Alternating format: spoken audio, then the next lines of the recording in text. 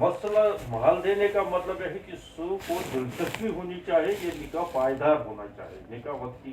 چیز نہیں ہو۔ اسلام کا یہ ہدایت ہے، وہ ہدایت ہے، یہ زبانی ہدایت اس سے نہیں چلتا ہے، تو اس کے لیے کچھ عوامل بھی بنانے پڑتے ہیں، کچھ طریقہ کار بھی بنانا پڑتا ہے، جس سے کیا ہوگا، وہ کام جو ہے نا وہ فائدہ رہے۔ تو اسلام نے نکاح کے اندر یہ کہا کہ نہیں مال دے کر تو نکاح کرو، مال دے کر، اس سے مطلب یہ ہوگا کہ سارا دار مدار مرضی پر ہے، تو نکاح کب تک رکھے گا، وقتی کرے گا، کیا کرے گا یا کیا کرے گا، تو جب مال دے دے گا نا اچھا خاصا مال، تو اس سے جو ہے وہ رہے گا، میں نے تو مال اس پر خرچ کیا، اس کی قدر بھی کرے گا، جیسے ہم کوئی چیز قیمت خرید کر کے لاتے ہیں تو اس کی پھر قدر بھی کر لیتے ہیں، تو اسے اپنا بھرپور فائدہ بھی اٹھاتے ہیں۔ اسی طریقے سے عورت کو جب مال دے کر لائے گا تو اس کی قدر بھی کر لے گا، اور جو ہے دائمی طور اس کو نکاح بھی رکھے گا، وقتی نکاح نہیں ہوگا، اس وجہ سے بات کہا تب تو گوبیا واجب کو، یہ اسلام کی ہدایت ہے۔ اب اس میں جمہور اس کا متفق ہے کہ اس کی زیادہ مقدار کی کوئی حد نہیں ہے، زیادہ مقدار اس پر جمہور متفق ہے، زیادہ کی مقدار کوئی حد نہیں ہے، تو راضی ہو جائے، لاکھوں رکھے، کروڑوں رکھے۔ حضرت عمر رضی اللہ تعالیٰ نے ایک دفعہ یہ خطاب کیا تھا، لیکن وہ بس کنٹرول کرنے کے لیے، کیونکہ ایک یہ ہے کہ متفق نہ ہو تو رواج بنایا جائے، یہ حکومتوں کا کام ہے، رواج اگر بنا دیا جائے نا اس کا، کیونکہ پھر وہ غریب لڑکیاں بیچاری ایسے رہ جائیں، غریب لڑکے ایسے رہ جائیں، اس وجہ سے زیادہ فروغ دے دینا، لیکن مہر ہوگا باہر، وہ منعقد ہوگا،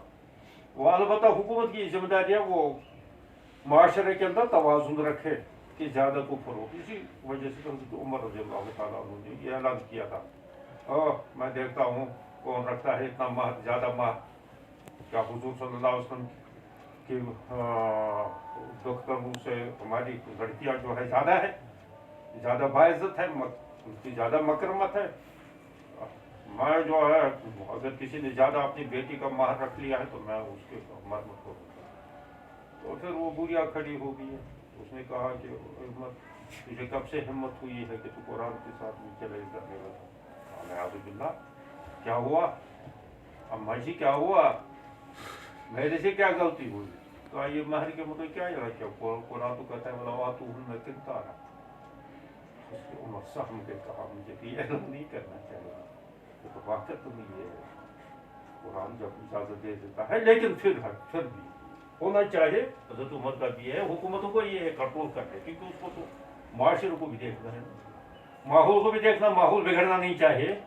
یہ حکومت کی ذمہ داری ہے، امیر المومنین کی ذمہ داری ہے۔ تو البتہ زیادہ کی مقدار کوئی حد نہیں ہے، اگر کوئی طے کر لے، کروڑوں میں طے کر لے، ہو جائے گا، مقرر ہو جائے گا، یہ ہے زیادہ۔ کم کے بارے میں مال اور غیر مال کے بارے میں ایک اختلاف ہے، پھر کم مقدار میں بھی اختلاف ہے، مال اور غیر مال۔ مال سے مثلا یہ ہے، ایک ہے مال روپیہ پیسہ یا کوئی چیز،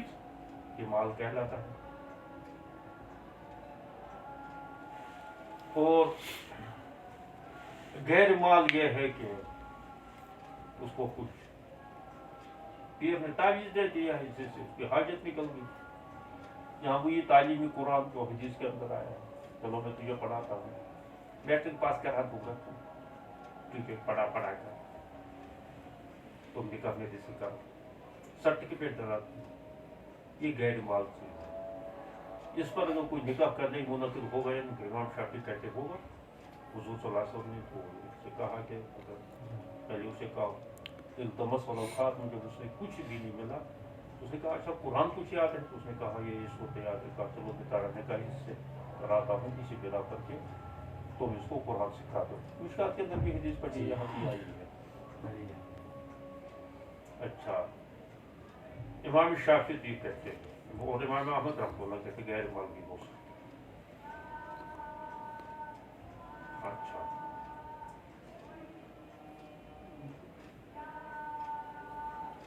پھر امام شافعی احناف یہ تو امام احمد رحمۃ اللہ کا مسلک ہوگا اور امام شافعی غیر مال بھی ہو سکتا ہے، لیکن وہ یہ کہتے ہیں امام مالک رحمۃ اللہ اور امام ابو حنیفہ رحمۃ اللہ کہتے ہیں غیر مال نہیں ہو سکتا، مال ہونا چاہیے، لیکن اس میں بھی اختلاف ہے۔ امام مالک رحمۃ اللہ کہتے ہیں کہ روبی دینار یہ 3 درہم، کیونکہ ایک دینار اس زمانے میں 12 درہم کا ہوتا ہے، روبی دینار کتنے ہو 3 درہم، یہ بھی پتہ نہیں اس کت پہ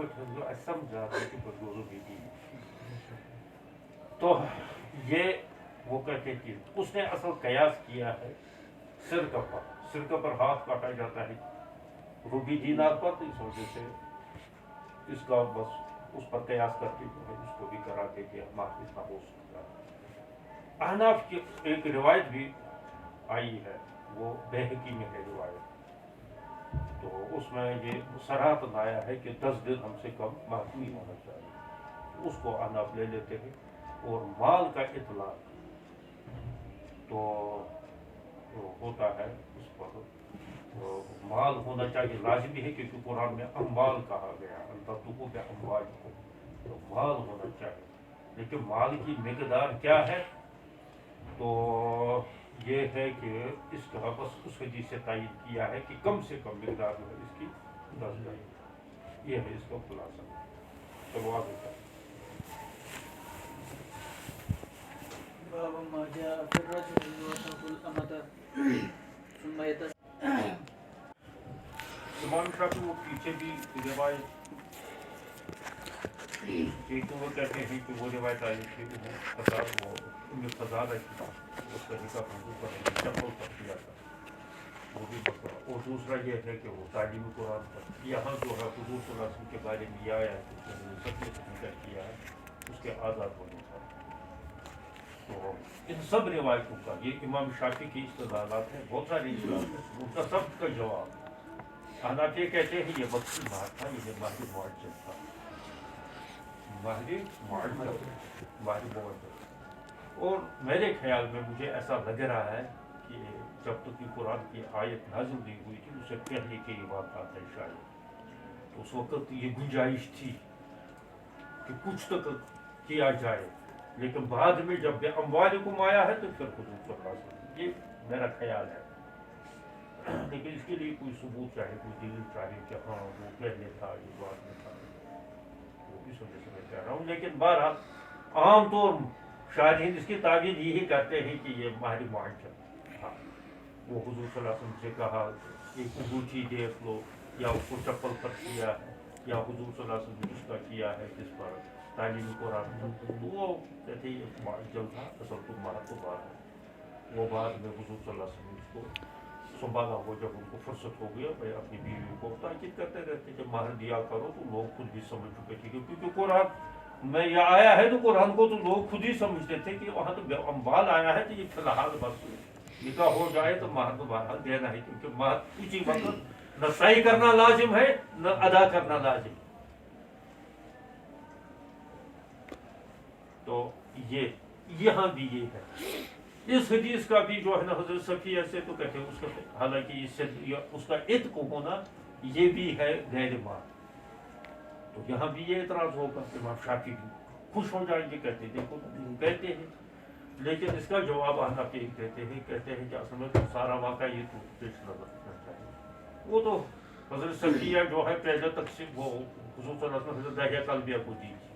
پھر بعد میں جب لوگوں نے کہا یہ تو ایک سردار کی بیٹی ہے اور سردار کی بیوی بھی ہے، وہ مانے گئے تھے دونوں، اس کا باپ بھی ہو